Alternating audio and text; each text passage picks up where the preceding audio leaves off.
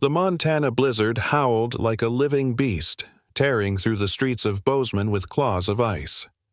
Officer David Carter pulled his coat tighter, his German shepherd, Shadow, pacing at his side, ears pricked against the storm. Then he saw her, an 8-year-old girl, curled against a lamppost, a tattered teddy bear clutched to her chest. Her lips were blue, her eyes wide with terror, and her breath came in shallow gasps that misted into the freezing air. "Please," she whispered, her voice barely a thread against the wind. "I just want a family." David's throat tightened.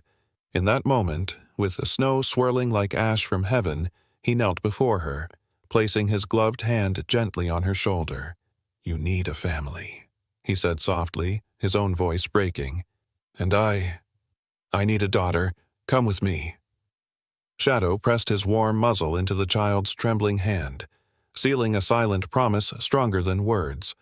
What followed would unravel secrets buried in blood and betrayal, and lead to a miracle that no storm could ever erase. What happens next will make your heart ache and then believe again in second chances. But first, tell me, where are you watching from? Drop your country in the comments below. The storm rolled down from the Bridger Mountains with the fury of a wounded beast, a wall of snow and wind that swallowed the Montana night. Bozeman, usually lit by the warm glow of shop fronts and scattered street lamps, lay muted and ghost-like beneath the blizzard's relentless assault. Snow whipped across the main road, piling into drifts against shuttered buildings, muffling every sound except the hollow roar of the wind. Even for Montana in December, this storm was merciless, the kind of weather that made ranchers double-bolt their barns and families huddle tighter around their fireplaces. But duty had no regard for weather, and neither did the sheriff's badge. Officer David Carter, 36 years old, trudged through the storm with a practiced steadiness. His boots crunched against the ice-slick pavement, his breath fogging in the bitter air. A native Montanan, David had grown up on the outskirts of Helena, the son of a railroad worker and a nurse. He had carried that upbringing into adulthood. Hard-working, steady, unwilling to bend to injustice even when it would have been easier. Broad-shouldered and fit from years of service, he wore the Navy winter sheriff's jacket of Gallatin County, its gold badge dulled by a patina of ice. A wool cap covered his short brown hair streaked faintly with silver, but his storm-gray eyes remained alert beneath the brim. He had lived alone since his divorce 5 years earlier, his modest home in Bozeman quiet except for the steady company of his dog. Beside him padded Shadow, a 5-year-old German shepherd with a sable and black coat that seemed almost carved from the storm itself. Shadow was a K-9 trained for search and protection, but, more than that, he was David's closest companion. The dog's ears pricked at every sound, his amber eyes glowing faintly in the streetlight's reflection. Snow clung to his fur, his breath coming in steady bursts that puffed white against the night. Shadow had been with David since a pup, loyal to the bone, and tonight his posture was taut with alertness. David pulled his scarf higher against the gale, glancing down Main Street. Patrols during a storm felt futile. No drunk driver in their right mind would attempt to navigate roads like these, but storms had a way of uncovering other dangers. Abandoned cars, lost travelers, and, most tragically, those with nowhere else to go.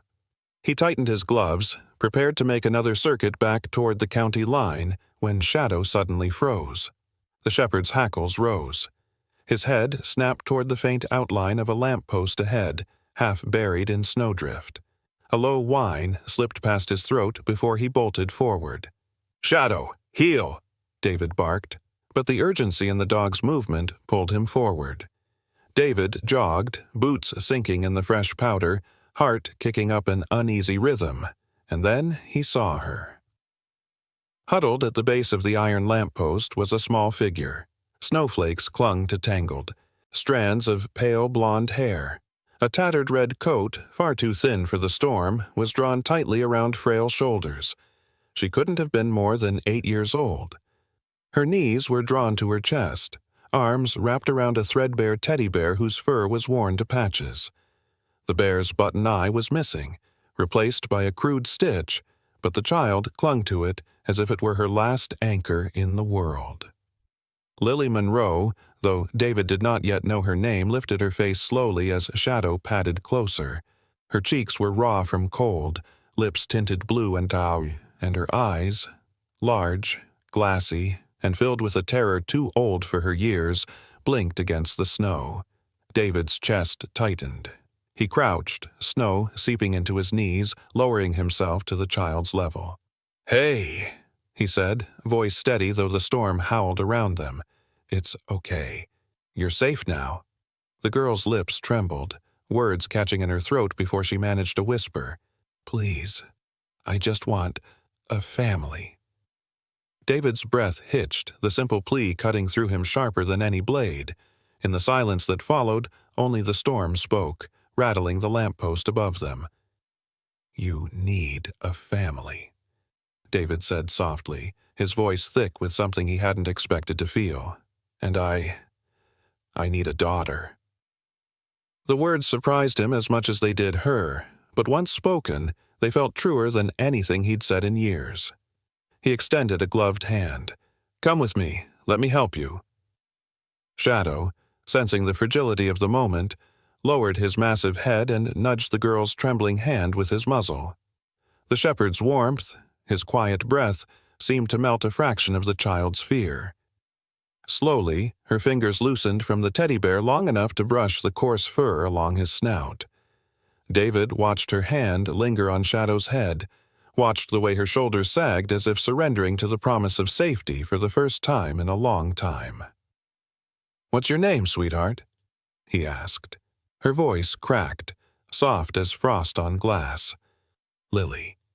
Lily," David repeated as if testing the weight of the word. "You're going to be all right now, I promise." She looked up at him, eyes shining with the shimmer of tears that the cold could not freeze. Her lips parted, and though no words came, her gaze told him she wanted, needed, to believe. David shrugged off his coat, wrapping it around her small shoulders despite the sting of cold that instantly gnawed at him. She leaned into the fabric, into the faint heat of his body still clinging to the lining. "Shadow and I," David murmured, "we're going to take care of you." The dog wagged his tail slowly, pressing closer, his body a wall between Lily and the storm. For a long moment, the three of them stayed there, man, child, and dog, bound together by desperation and a fragile, newfound hope beneath the fury of Montana's blizzard. The drive back through the storm was slow, almost perilous. The patrol SUV crawled along icy streets as snow battered the windshield, wipers struggling to clear the white curtain. David kept both hands tight on the steering wheel, eyes fixed ahead, though every few seconds he flicked a glance to the back seat. Lily lay bundled beneath his sheriff's coat, small frame dwarfed by the heavy fabric, clutching her teddy bear against her chest. Her eyelids fluttered as if the weight of exhaustion and cold might drag her into a sleep she would not wake from. Shadow sat beside her, his head resting protectively against her knee, his ears twitching at every shift of the storm outside. When they pulled into the parking bay of Bozeman Deaconess Hospital, the emergency lights cast a halo of red and white against the swirling snow. The hospital stood tall but modest, a mixture of brick and glass, built decades ago but renovated often enough to keep up with the town's needs. Tonight it glowed like a beacon in the storm. David rushed around to the back seat, scooping Lily carefully into his arms. She weighed less than he expected, so light that for an instant his heart sank. Children should not feel this fragile. Inside, the heat of the hospital lobby clashed against the biting air. Nurses at the reception desk looked up with sharp eyes. One of them, a woman in her mid-50s with gray hair pulled into a neat bun, wore green scrubs and a stethoscope slung around her neck. She had the brisk, no-nonsense manner of someone who had seen countless emergencies. Her name tag read Marjorie Keller, head nurse on the night shift. "What happened?" she asked quickly, rising to meet them. "Found her outside in the storm," David answered, adjusting his hold on Lily.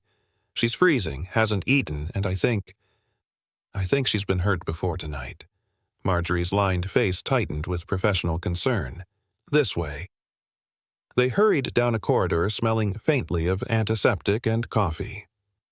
Shadow trotted close behind, his claws clicking on the linoleum floor, eyes never leaving Lily. A younger nurse held open a door to a pediatric exam room, and Marjorie guided David inside. Within minutes, doctors and nurses were moving around the child with practiced urgency. They checked her pulse, her breathing, her temperature. One doctor, a tall man in his early 40s with dark skin, short-cropped hair, and rectangular glasses, introduced himself as Dr. Marcus Allen, the pediatric specialist on call. He wore a white coat over navy scrubs, his tone calm but efficient. "She's severely undernourished," he said after a quick examination, his brow furrowed. "The body mass is too low for her age, which tells me this isn't just one night without food, it's long-term neglect. Add to that her hypothermia from the storm and—" He didn't finish, but David heard the weight in his voice. They placed an IV line in Lily's small arm, hooking her to fluids and nutrients. A nurse gently cleaned her skin, revealing more than just the chill of winter. There were bruises along her ribs and faint scars across her arms, some older, some more recent. The sight made David's jaw clench so hard it ached. Through it all, Shadow lay at the foot of the bed, his large body curled protectively. He didn't move except to lift his head whenever Lily stirred, his amber eyes following the nurses with suspicion until David gave him a quiet signal to relax. As the medical team worked, another figure entered the room. She was a young woman in her early 30s, her dark brown hair pulled back into a simple ponytail, wearing pale blue scrubs. She had kind features, the sort that made children instinctively lean toward her. Her name badge read Samantha Hayes. Samantha had grown up in Bozeman, the daughter of a local carpenter and a librarian. After studying nursing in Missoula, she had returned to her hometown, drawn by both duty and affection for the community that raised her. She had a reputation among staff for her gentle patience with children, and as she stepped forward now, her soft voice seemed to calm the storm itself. "I'll stay with her," Samantha told Dr. Allen, pulling on a pair of gloves. She moved to Lily's side, tucking the blanket more securely around the child. "She's so cold. Poor thing." David, standing by the door, exhaled slowly. She was alone out there, in this weather.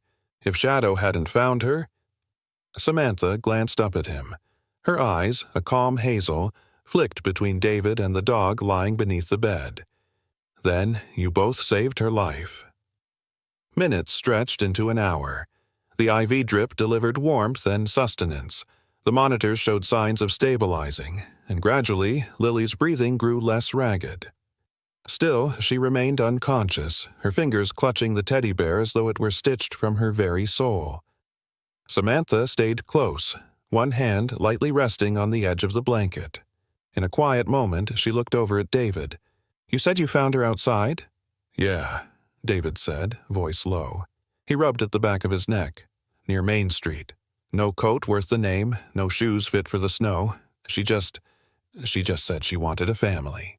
Something softened in Samantha's expression, though her gaze turned briefly away, as if hiding a memory. Children shouldn't have to beg for that. The clock crept toward 1 in the morning. The storm outside still raged, battering against the hospital windows, but within the room there was a fragile cocoon of warmth. Shadow, unwilling to leave, finally curled up beneath the bed, his breathing steady and protective. Dr. Allen returned to check the monitors. He adjusted the IV, then looked at David. "We'll need to run more tests in the morning. Right now, she's stable, but her condition reflects long-term malnutrition and neglect. One day without food wouldn't cause this. It's been happening for a long time." David nodded grimly. "That was my fear." "We'll keep her here until she regains strength," the doctor continued. "But, Sheriff, when she wakes, she may have things to tell you, things you'll need to hear." David's gaze dropped to the girl's pale face. He had seen bruises before, broken bones, frightened children, but something about Lily's silent grip on that teddy bear stirred something deeper. Responsibility, protection, a faint, almost reckless hope that he could be more than just the man who found her. Samantha moved to adjust the blanket once more, her touch tender.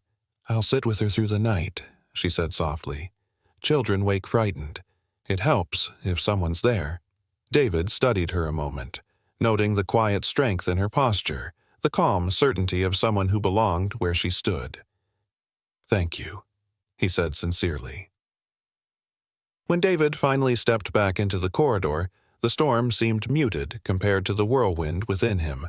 He sat on a bench outside the room, shadow pressing against his leg, both man and dog listening to the faint hum of the monitors and the occasional rustle of Samantha's movement inside.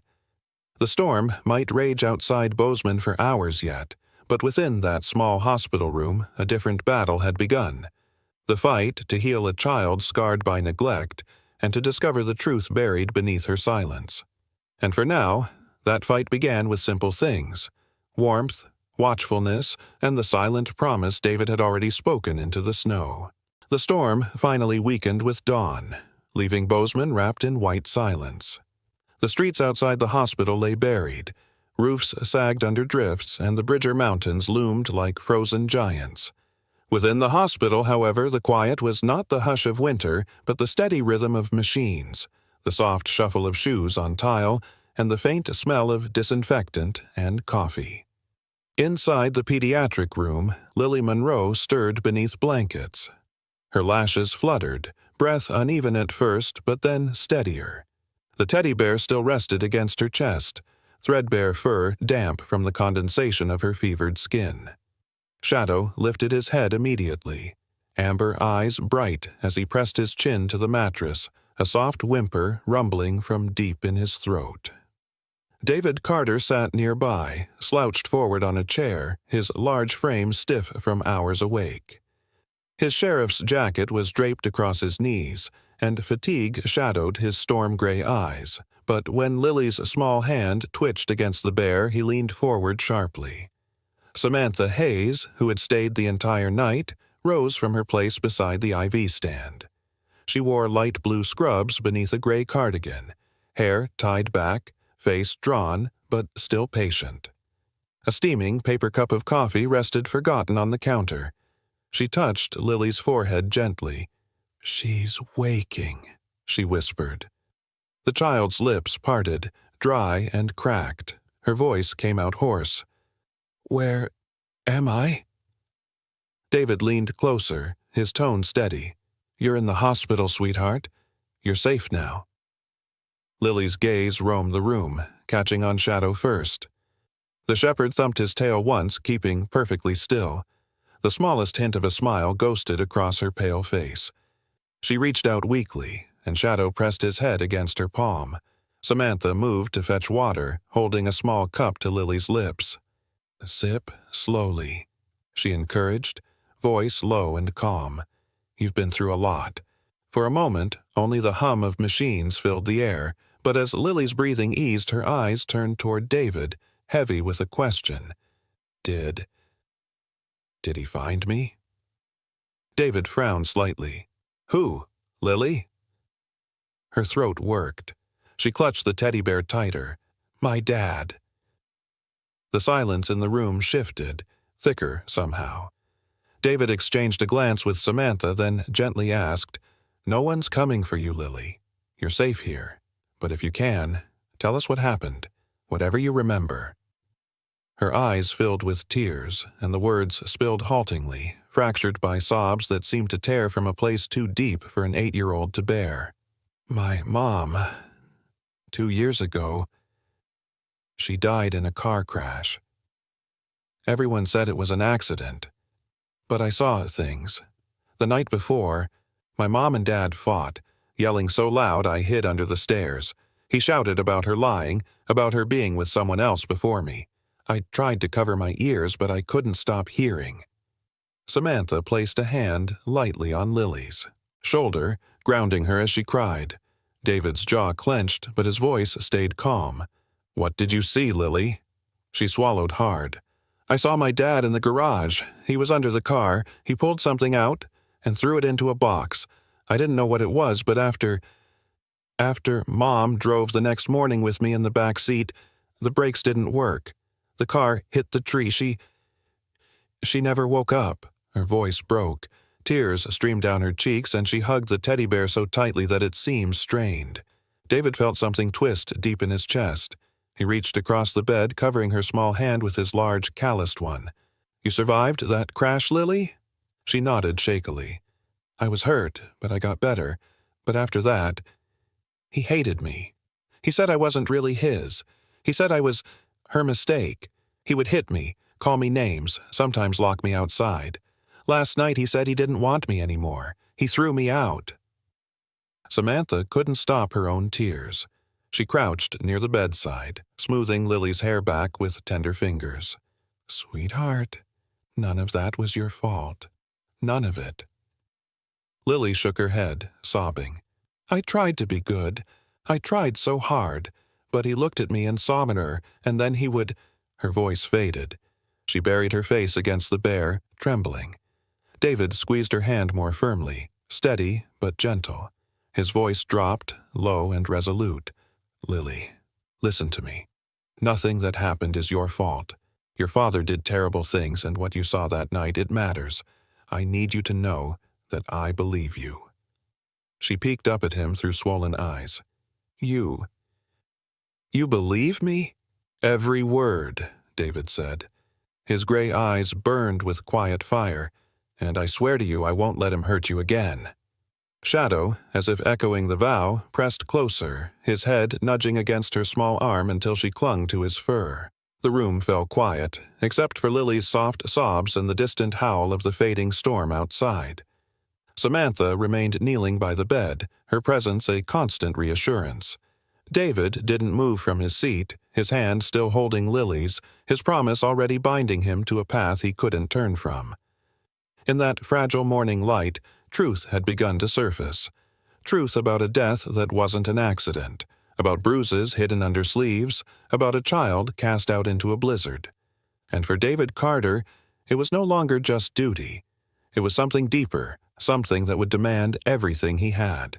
The sun had long since vanished behind the snow-draped horizon when David Carter steered his SUV into the outskirts of Bozeman. The storm had passed, leaving behind an eerie stillness, the kind of silence that followed violence, heavy and suffocating. The roads were clear enough to travel now, though ice gleamed like glass in the headlights. Shadow sat in the passenger seat, ears pricked forward, his body rigid with anticipation as though he knew their destination would not bring comfort. The Monroe property lay half a mile down a gravel track that had been swallowed by ice and drift. The house itself was a squat, weather-worn structure with peeling paint, sagging shutters, and a front porch that leaned precariously to one side. A single light glowed from the window, but the surrounding yard was strewn with beer cans, rusting tools, and the carcass of an old pickup truck. It looked less like a home and more like the husk of a man's broken pride. David parked at the gate, scanning the place with practiced caution. He knew the man inside, Harold Monroe, 40 years old, once employed as a mechanic in town before alcohol and temper had destroyed his reputation. Neighbors whispered of him long before Lily's words gave David reason to investigate. Harold was a broad man, his body still thick from labor despite his softening gut. He wore flannel shirts under a grease-stained jacket, and his face, unshaven and flushed with drink, bore the restless scowl of someone who always expected a fight. Shadow leapt from the SUV the moment David opened the door, his paws crunching the icy ground. The shepherd lowered his head, sniffing the frozen air, already alert. David walked up to the porch, boots echoing on the wooden boards. He rapped sharply on the door. After a moment, footsteps staggered inside, then the door yanked open. Harold stood in the frame, a half-empty bottle of whiskey dangling from one hand. "Well, well," Harold sneered, his voice thick with drink. "The sheriff himself. What the hell do you want at this hour?" David's tone was calm but edged with steel. "We need to talk, Harold." "I don't owe you a damn thing." Harold leaned against the doorframe, swaying slightly. His eyes were bloodshot, his flannel shirt stained with grease. "You're wasting your time." "This is about Lily," David said evenly. The man's jaw twitched, and he scoffed, though there was a flicker of unease in his eyes. "That ungrateful brat?" She's nothing to me. She's not even mine. Shadow let out a low growl, the sound deep and steady. His hackles rose as if the words themselves had been a threat. David gave a subtle hand signal and the shepherd fell silent, though his gaze never left Harold. David pressed on. Your daughter is in the hospital. She's safe, but I've spoken to her. She remembers the night of the crash. She saw you in the garage. For the first time, Harold faltered. His eyes darted away toward the shadowed yard. She's a liar. Kids don't know what they see. You think I had something to do with that? David didn't answer. He stepped off the porch and moved deliberately toward the detached garage at the back of the property. The structure leaned like the house, its door hanging crooked on rusted hinges. Hey! Harold barked, stumbling after him. You got no right to poke around my place. Shadow moved between Harold and David, his body tense, lips peeling back just enough to show teeth. David ignored the shouting, pushing open the creaking door to the garage. Inside, the smell of oil and damp wood filled the air. The single bulb overhead flickered weakly, casting light across workbenches cluttered with tools. Car parts lay scattered, some rusted, some still coated in grease. In one corner sat a stack of wooden crates, nailed shut but old enough that their lids had warped. Shadow trotted ahead, nose working furiously. He paused at one of the crates, then pressed his snout against the side, whining. His tail stiffened, body rigid. He pawed once, claws scraping wood. Then he barked, sharp and insistent. David crouched beside the crate. With a gloved hand he pried the lid open. Inside, wrapped in oily rags, lay a tangle of metal parts. Calipers, pads, and most damningly, a brake assembly scored and worn in a way no simple accident could explain. Behind him, Harold cursed. Get away from that. That's just scrap. His words tumbled out too fast, too sharp, betraying his fear. David straightened slowly, eyes locked on the man. You hid this here? Harold's face went red. He staggered forward, then hesitated when Shadow growled again, this time louder, sharper, a sound that made the air vibrate with menace. It's nothing, Harold spat, trying to bluster. Old junk, doesn't prove a damn thing. He ran a hand over his stubble, bottle forgotten in the snow. His eyes flicked to the crate, then back to David, and his lips pulled tight. You've got no case. David took one slow step forward. It's evidence, and it's enough to start one. Harold's bravado faltered. He shifted on his feet, muttering under his breath, then suddenly turned back toward the porch. You can't prove anything. You'll regret sticking your nose in where it doesn't belong. David let him retreat, though every muscle in his body wanted to drag the man into the squad car right then. But procedure mattered. Evidence had to be handled correctly, and Lily's story needed to be protected with more than fury. Shadow moved closer to David, brushing against his leg, eyes still fixed on Harold as if daring him to make another move.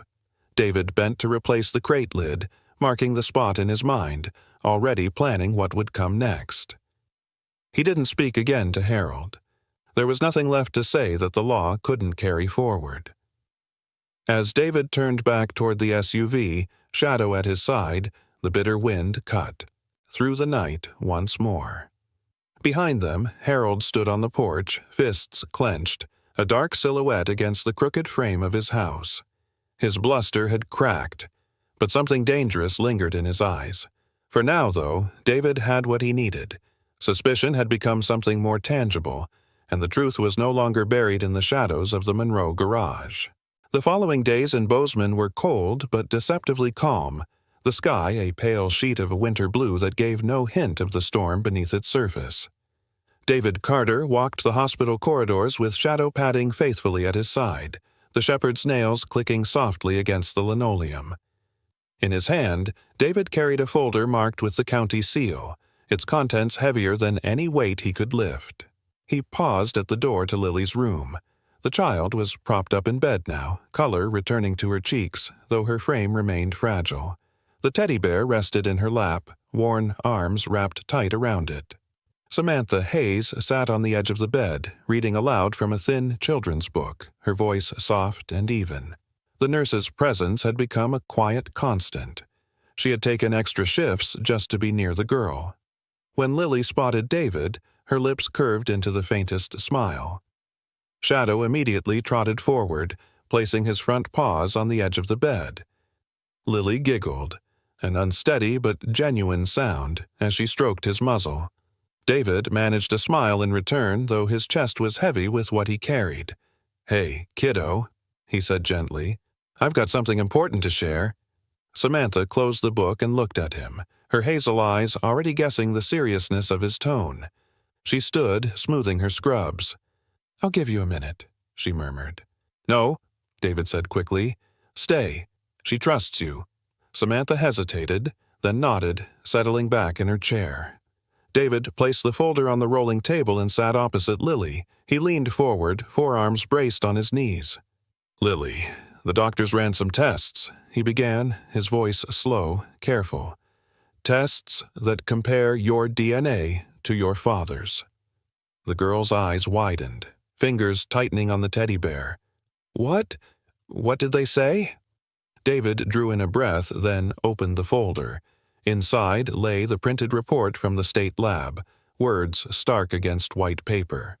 The results showed that Harold isn't your biological father. For a long moment, silence filled the room. The IV machine beeped softly. Shadow breathed steadily. But Lily sat frozen. Her mouth moved as though trying to form words, but none came.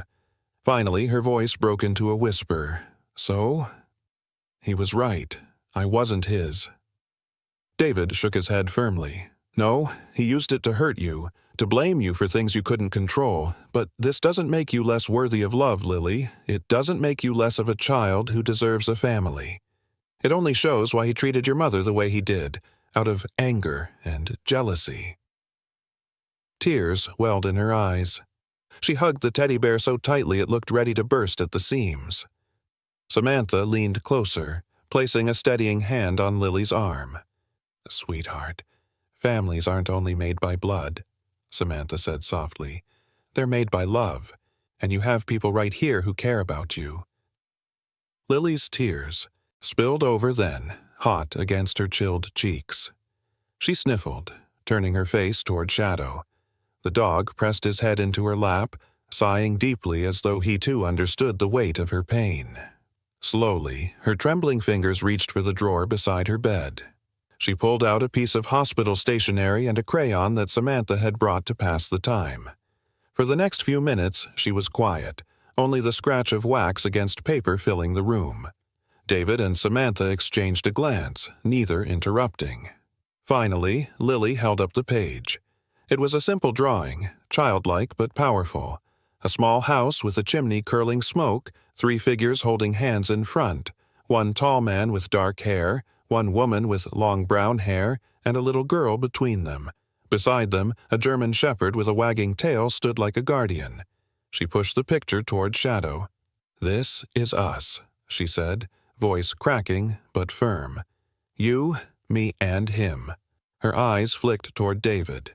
"And maybe her, too," she added, glancing shyly at Samantha. David swallowed hard, his throat tight. He took the picture gently, studying its bright colors, the uneven lines. "That's a good-looking house," he said, his voice rough. "Looks like a place worth fighting for." Samantha brushed away her own tears, smiling through them. "It's beautiful, Lily. Just beautiful."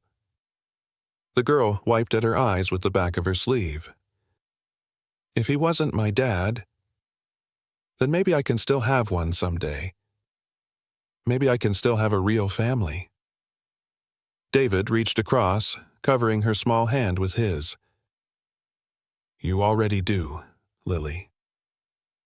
You already do." Shadow wagged his tail once, as if sealing the promise. The light outside the hospital window shifted toward dusk again, casting long shadows across the room. For the first time, Lily seemed less afraid of those shadows. In her hands, she now held not just a teddy bear but a drawing of hope, a fragile but defiant declaration that her story was not only about loss. It could also be about finding something new, and David knew, deep in the marrow of his bones, that the truth revealed by DNA was not the end. It was only the beginning of something that would bind them together more strongly than blood ever could. The snow had crusted into ice by the time night fell again in Bozeman. The streets were alive now, freed from the storm, townsfolk moving between the diner, the grocery, and the small bar at the corner of Main Street. That bar, the Elk's Horn Tavern, was dimly lit, its wood-paneled walls heavy with years of smoke and the smell of spilled beer. It was a place where ranchers gathered after long days, and where broken men like Harold Monroe came to drink themselves into a stupor. Inside, the warmth was oppressive compared to the sharp bite of the Montana night. Neon signs buzzed faintly, a jukebox in the corner crooned an old country ballad, and laughter mingled with the clink of glasses. The regulars had settled into their usual spots, most of them rugged men in flannel shirts and worn jeans, their faces wind-chapped from outdoor labor. At the bar sat Harold Monroe, hunched over a row of shot glasses, his broad shoulders sagging, his flannel shirt stained with grease and liquor. His eyes were glassy, cheeks ruddy, and his words slurred as he barked at the bartender for another pour. The bartender, Clint Dorsey, a wiry man in his late 40s with thinning hair and a wary expression, poured carefully, clearly used to Harold's temper. Clint had grown up in Bozeman, son of a ranch hand, and though he managed the bar with steady hands, his eyes betrayed a tired caution whenever Harold raised his voice. The tavern was crowded tonight, and Harold's voice carried louder than it should have. He slammed his glass on the counter, whiskey sloshing onto the wood.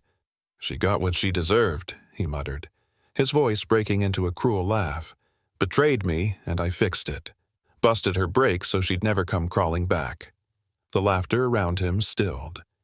Men glanced at one another, eyes darting quickly before looking down at their drinks. Whispers began to ripple, low and sharp. No one had ever heard Harold say it outright, not until now. At that moment, the tavern door swung open.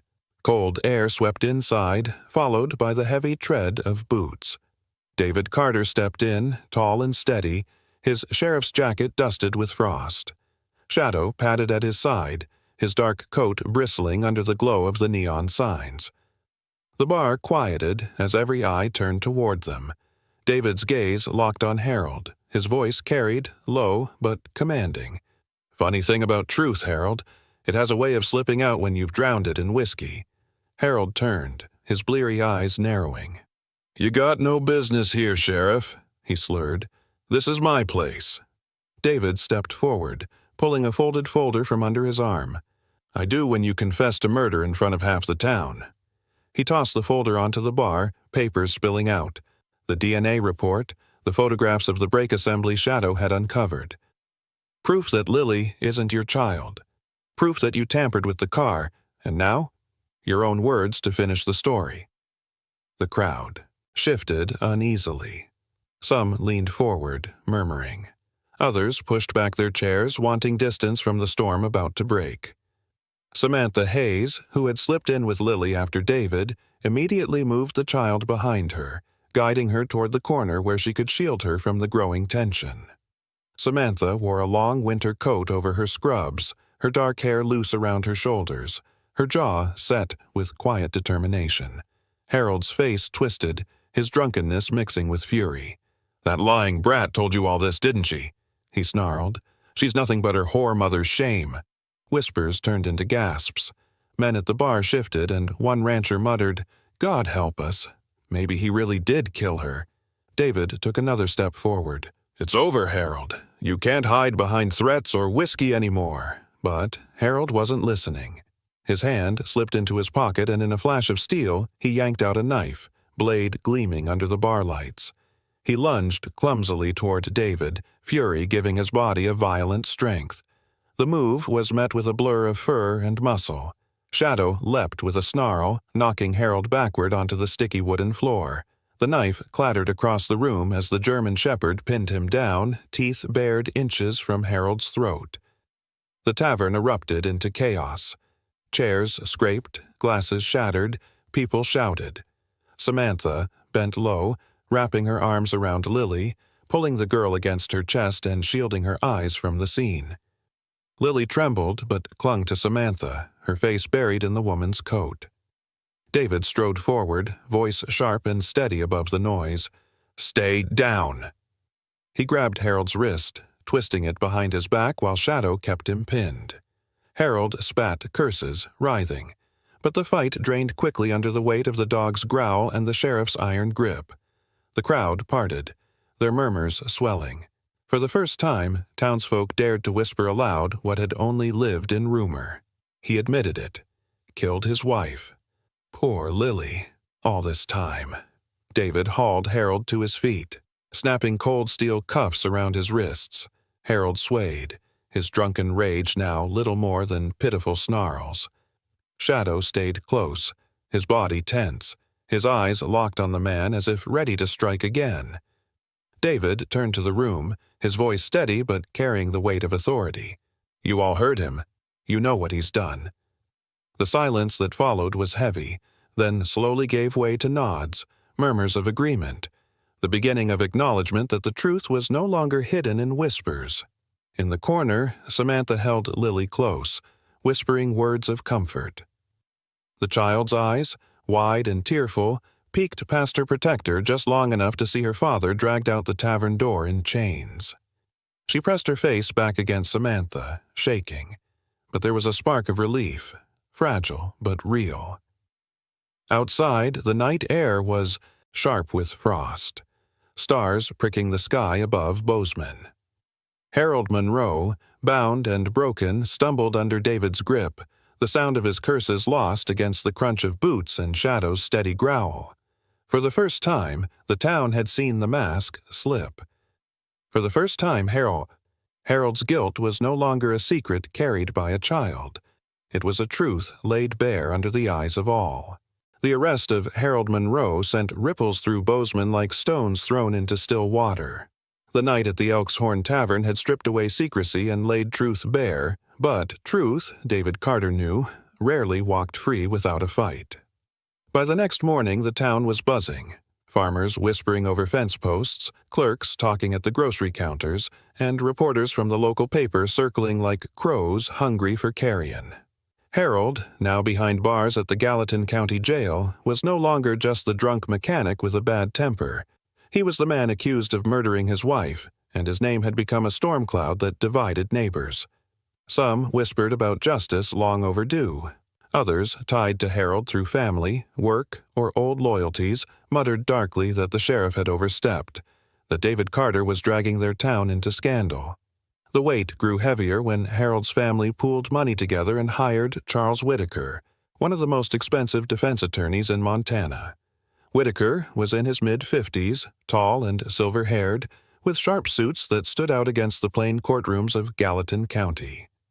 Born to a wealthy Helena family, he had built his career defending men with power or connections, wielding the law with the precision of a surgeon and the cunning of a fox. He carried himself with the cool confidence of a man who had turned guilt into acquittal more times than the town could count. Within a week of taking the case, Whitaker held a press conference on the courthouse steps, his deep voice carrying over the gathered crowd. "My client, Harold Monroe, is the victim of a witch hunt. Hearsay and emotional manipulation have no place in our justice system. We will prove not only his innocence but also the reckless conduct of law enforcement in this matter." His words spread fast, picked up by reporters, leaving David's name whispered alongside phrases like overzealous sheriff and political grandstanding. David felt the pressure everywhere. In the sheriff's office, the phone rang with complaints and questions. At the diner, he heard muttered conversations stop when he walked in. Even at the hospital where Lily was slowly healing, Samantha glanced at him with quiet worry when she read the headlines. He carried it all in silence, but Shadow seemed to sense the weight. The dog rarely left his side now, following him through the quiet halls, his amber eyes sharp and steady, a reminder that some loyalties were beyond question. One evening, after another long day of paperwork and meetings with the county attorney, David stopped by the small white church at the edge of town. The door was unlocked, and the smell of old wood and candle wax greeted him. Inside, the sanctuary was dim, light spilling only from a few stained glass windows and a pair of flickering candles near the altar. Reverend Raymond Thompson, 60 years old, stood near the pulpit, arranging hymnals. He was a lean man, with thinning white hair and spectacles perched low on his nose, his black clerical shirt tucked neatly beneath a threadbare wool coat. A lifelong Montanan, Raymond had once been a rancher before answering the call to ministry. His sermons were known not for fire and brimstone but for their steady wisdom, spoken in a voice that carried the cadence of the plains. When he saw David, he smiled faintly, though his eyes carried the weight of understanding. "You've got shadows under your eyes, son. Sit." David sank into a pew, elbows resting on his knees. Shadow lay at his feet, head on his paws, tail still. "It feels like the truth isn't enough anymore," David admitted quietly. "Whitaker's twisting everything, the town's dividing, people doubting, and Lily, she deserves peace, not a circus." Raymond sat beside him, folding his hands together. "I've watched many storms in my life, David. Some tear down barns, some strip the land bare, but they pass. This one will too." David shook his head. "What if it doesn't? What if he walks free because he can afford a man who knows how to bend the law?" The Reverend's voice softened. "Sometimes God sends a child not because she needs saving, but because she's meant to save the grown. That girl, Lily, she might just be the one teaching you what it means to hold fast even when the wind howls. Don't mistake your burden for punishment. It may be your calling." David looked at the older man, surprised by the word's weight. "You think she's here to save me?" Raymond smiled gently. "I think she's here to remind you, and the rest of us, that justice isn't about winning arguments or headlines. It's about courage, about doing right when it would be easier to turn away." For a long moment, silence hung between them, broken only by the faint creak of the old building in the winter wind. When David rose to leave, the Reverend placed a hand on his arm. "Stand steady, son. You've got the truth on your side, and you've got that child who believes in you. That's more than Harold Monroe has in all his whiskey and lawyers." Outside, the night was sharp and clear, stars burning above the snowy ridges. David breathed deeply, the cold filling his lungs, and for the first time in days, the heaviness seemed to lift slightly. He glanced down at Shadow, who wagged his tail once, and together they walked back into the fight waiting beyond the churchyard. The courthouse in downtown Bozeman stood stoic against the winter sky, its old stone facade dusted with snow, its tall windows catching the pale morning light. On this particular day, it seemed every soul in town had found reason to linger near its steps. Farmers, clerks, teachers, and ranchers all gathered in thick coats and scarves, whispering and waiting. Inside, the air carried a tension that felt heavier than the wood beams overhead. It was not just the trial of Harold Monroe. It was the trial of whether truth still had a place in their small Montana town. Harold sat at the defense table, his flannel replaced by a crisp gray suit his attorney had insisted on, though the stubble on his jaw and the bitterness in his eyes refused to be disguised. His hands, large and scarred from years of work, rested shackled in front of him. He looked out at the crowd with contempt, as though every face had betrayed him. Beside him, Charles Whitaker, tall and broad-shouldered in a tailored navy suit, radiated the confidence of a man who had played this game before. His silver hair was combed immaculately, his glasses gleaming under the courtroom lights. He leaned toward Harold occasionally, his voice low but sharp, like a knife's edge. At the opposite table sat David Carter, upright in his sheriff's uniform, the badge polished to a dull shine. His storm-gray eyes were steady, though the tension along his jaw betrayed how much this moment carried. Shadow lay at his feet, the German shepherd's ears flicking at every sound, his body taut as if ready to leap into action even in this solemn place. Next to David, County Attorney Margaret Phillips, a woman in her late 40s with auburn hair tied in a tight bun, stacked files and evidence folders in careful order. She had grown up in Billings, the daughter of a rancher, and had carved her reputation as a prosecutor who didn't flinch before powerful men. She wore a simple black blazer, no frills, her voice crisp and unyielding. The room hushed as Judge Henry Caldwell, a heavyset man in his early 60s with thinning hair and deep lines across his face, entered. His black robe swayed as he took his seat at the bench, spectacles perched low on his nose. A Vietnam veteran before turning to law, Henry had a reputation for patience, but today his eyes held the steel of a man unwilling to let justice be mocked. "Court is now in session," his voice echoed. The trial began with Whitaker in his element, spinning stories for the jury. He painted Harold as a grieving husband, a man unfairly maligned by gossip and manipulated testimony. He dismissed Lily's words as the imagination of a frightened child and scoffed at the sheriff's investigation as hasty and fueled by emotion. His voice carried like smooth whiskey, charming, dangerous, the kind that made jurors lean forward in spite of themselves. But Margaret Phillips was patient. She let Whitaker talk, then rose with a stack of evidence that spoke louder than his polished words. Piece by piece, she laid it out. The DNA report that proved Lily was not Harold's child.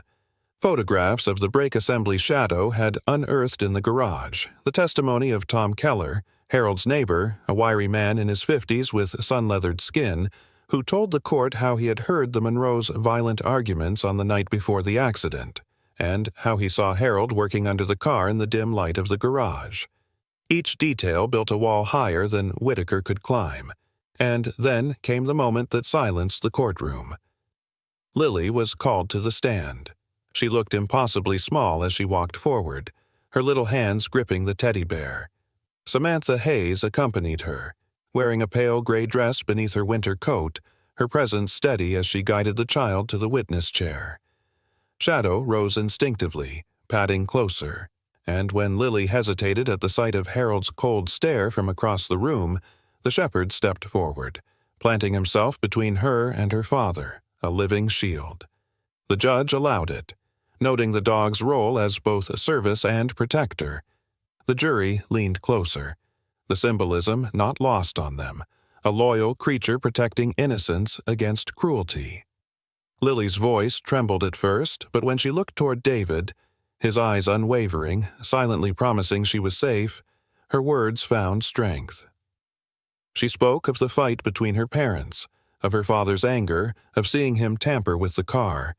She described the years of bruises and punishments, her voice breaking, tears sliding down her cheeks, but never once did she turn her eyes away from the truth. Whitaker tried to shake her, his questions sharp and relentless, but each time Lily faltered, Samantha squeezed her hand, and Shadow shifted his stance, growling low enough for Harold to hear. By the time the cross-examination ended, even the defense's polished edge could not disguise the weight of her testimony. The jury sat in silence as the closing arguments were delivered. Whitaker raged about witch hunts and unreliable children. Margaret, calm but fierce, ended with words that cut through the room like winter wind. This is not just about a man's guilt. It is about a child's right to safety and a woman's right to life. Harold Monroe stripped both away. The evidence proves it, and now justice demands it. The deliberation took less than 3 hours. When the jury filed back in, the tension in the room was so thick it felt like ice pressing against every chest. "On the charge of second-degree murder," the foreman read, "we find the defendant guilty. On the charge of child abuse and neglect, guilty." The gavel struck once, sharp as thunder. Harold Monroe's head dropped, his arrogance finally broken. The courtroom erupted with gasps, murmurs, even tears. Some neighbors looked relieved. Others stared down at their hands, shame heavy in their expressions. Lily clung to Samantha, her small frame shaking, but when she peeked around the nurse's arm and saw Harold's hands cuffed once again, she exhaled a trembling breath. Shadow, standing tall in front of her, blocked her view of him entirely, a wall of loyalty that no chain could break. For the first time in 2 years, Harold's cruelty was no longer her burden alone. The truth had been spoken, believed, and written into law. The trial ended, but the echoes of it lingered in Bozeman like the fading toll of a bell. For weeks afterward, the courthouse steps were a gathering place for townsfolk trading stories of what they had witnessed: a child's bravery, a man's downfall, and the steadfast loyalty of a sheriff and his dog. Yet for David Carter, the truest work began not with Harold Monroe's sentencing, but with the fragile new life that had fallen into his care. The adoption process was not quick, nor was it simple.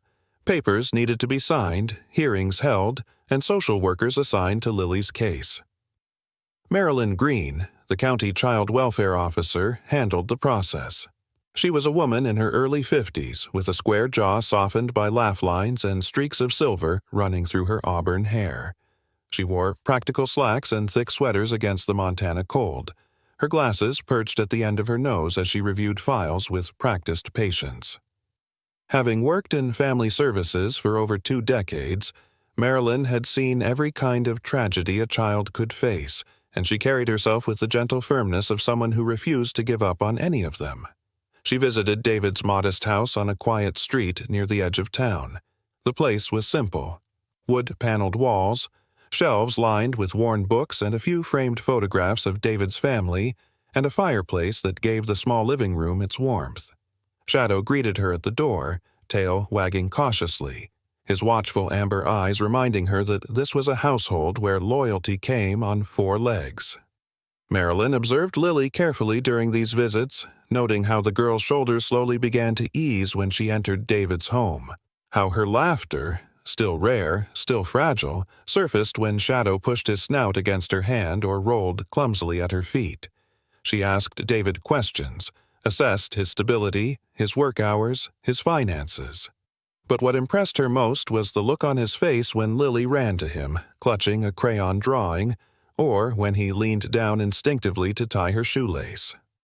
Weeks later, in a quiet courtroom smaller and far less crowded than Harold's trial, Judge Henry Caldwell presided again.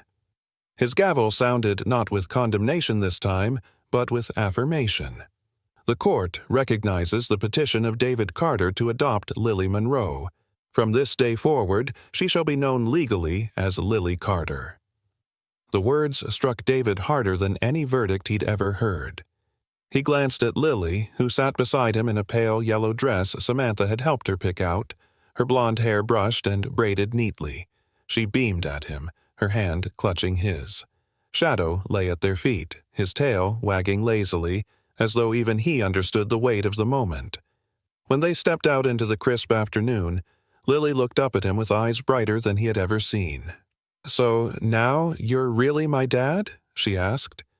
David knelt, resting his large hands gently on her small shoulders. "Yes, sweetheart. From now on, I'm your dad." Her smile faltered only slightly before she added with the blunt innocence of a child, "Now I have a dad, but I still want a mom, too." The words struck David silent for a moment. His eyes flicked instinctively toward Samantha, who had walked out with them. She had been by Lily's side through the hospital nights and the court days, a constant presence of gentle strength. Samantha's cheeks flushed faintly as she adjusted her coat, pretending not to notice, but her eyes betrayed the warmth in her heart. Later that evening, they celebrated not with fanfare, but with simplicity. Samantha had insisted on cooking for them, bringing over a casserole dish still steaming. She wore jeans and a cream sweater, her hair loose for once, softening her usually brisk nurse's composure. She moved easily in David's kitchen, laughing quietly as Lily tugged on her sleeve, asking to help set the table. David watched them from the doorway for a moment, the little girl carefully placing forks with all the seriousness of a soldier at inspection, and Samantha gently guiding her when she set one backward. Shadow sat in the middle of it all, tail sweeping the floor, content in the company of his new pack. When they finally sat down to eat, Lily clasped her hands together. "Should we pray?" she asked shyly. David cleared his throat, unaccustomed to leading such things, but before he could stumble through, Samantha smiled and bowed her head. "Thank you, Lord, for giving us warmth in the cold, and for bringing us together tonight. Amen." "Amen," Lily whispered, then dug into her food with a hunger that made them both chuckle. After dinner, as the fire crackled in the hearth, Lily sat cross-legged on the rug, coloring another drawing with the crayons Samantha had brought. David leaned against the arm of the couch, Shadow sprawled beside him like a great sentinel. Samantha sat nearby, sipping tea, her eyes soft as she watched Lily hum to herself while drawing. The little girl eventually held up her picture. This one showed 3 figures again, but with a notable change. The man, the girl, the dog, and beside them, a woman with long hair, smiling. "See? This is us," Lily said. "My family." David felt his throat tighten again, but before he could speak, Samantha smiled, her voice quiet but steady. "That's a beautiful picture, Lily." The girl tilted her head, her tone innocent but piercing. "Do you think it could be real?" Samantha glanced at David then, and for a moment the weight of her gaze lingered. He looked back, storm-gray eyes uncertain but not dismissive. The fire popped, sending sparks upward, and the silence that followed carried not awkwardness but a quiet recognition. The beginning of something unspoken, fragile, and yet undeniably there. For Lily, though, the night ended simply. She climbed into bed with her teddy bear tucked under her arm, Shadow curling up at her feet as he always did. Before her eyes drifted closed, she whispered, "Now I have a dad. Maybe someday I'll have a mom too." And, in the small house at the edge of Bozeman for the first time, it truly felt like home. The snow had returned to Bozeman, but this storm was gentle, laying its white quilt over rooftops and fence posts like a blessing. The town glowed with the warmth of Christmas lights strung across porches and storefronts, the faint sound of carols drifting from radios and churches. Inside David Carter's modest home at the edge of town, the air was rich with pine and cinnamon, a refuge against the cold. In the living room, a tall spruce tree stood in the corner, its branches still carrying the scent of the mountain where David had cut it down the week before. The floor was littered with boxes of ornaments collected from thrift shops, donations from neighbors, and a few David had carried with him since childhood. Lily sat cross-legged on the rug, her blonde hair falling in loose strands around her face, carefully examining each ornament as though it were a jewel. Her cheeks were rosy from the fire crackling in the hearth. David stood behind her, stringing a set of colored lights around the tree. He wore a flannel shirt rolled at the sleeves, his sheriff's badge left on the hallway table for once. The shadows under his eyes had eased in recent weeks, replaced with something softer, something like peace.